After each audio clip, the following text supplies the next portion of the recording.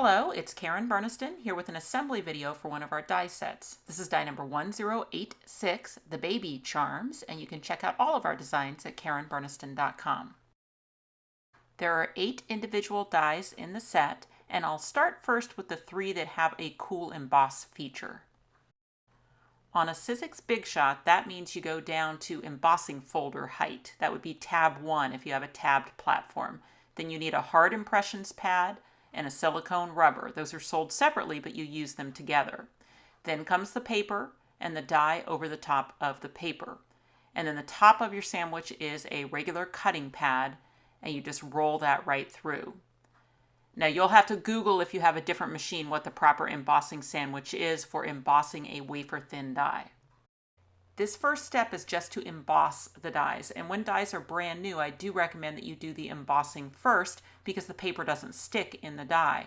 And once it falls out and it's embossed, it's much easier to put that die right into those grooves to send it back through your machine with a cutting sandwich.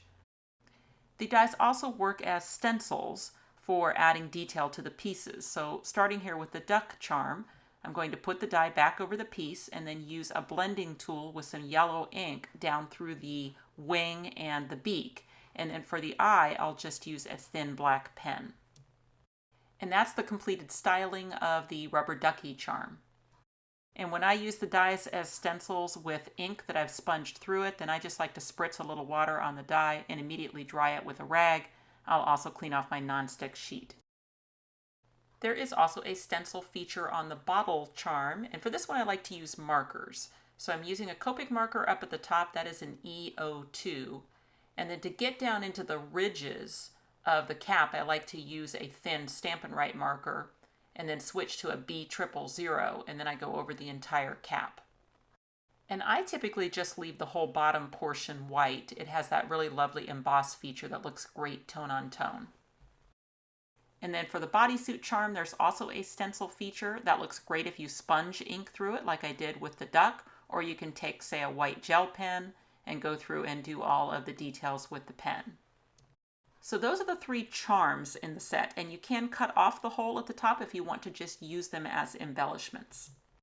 The die set also includes the baby blocks. So the background is one connected piece with 4 blocks, and then you get 4 individuals that spell out baby.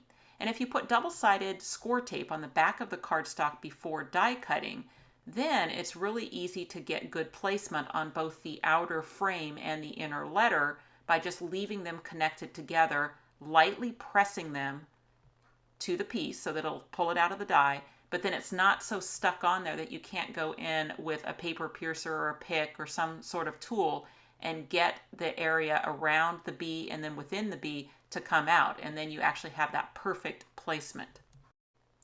Okay, so then just doing that again with the next one. So you pull the die off of your cardstock, and most often everything's going to come out with it. So now we've got the A. Then I turn the piece over because it'll be easier for me to place the paper to the die than the die to the paper because of the lip. So see, I can see exactly where the edges of that baby block are. Lightly press it, just enough to get the paper out of the die.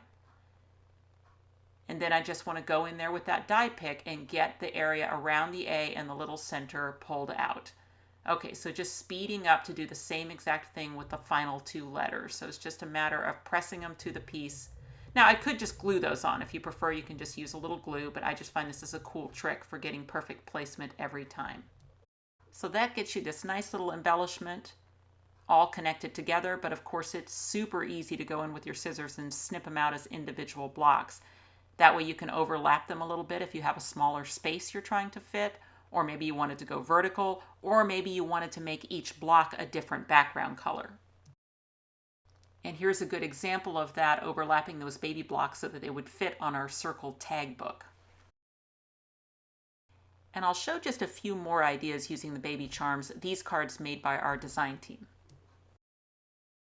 Here's another circle tag book, this time by Summerhill's Painter, and I just love these colors.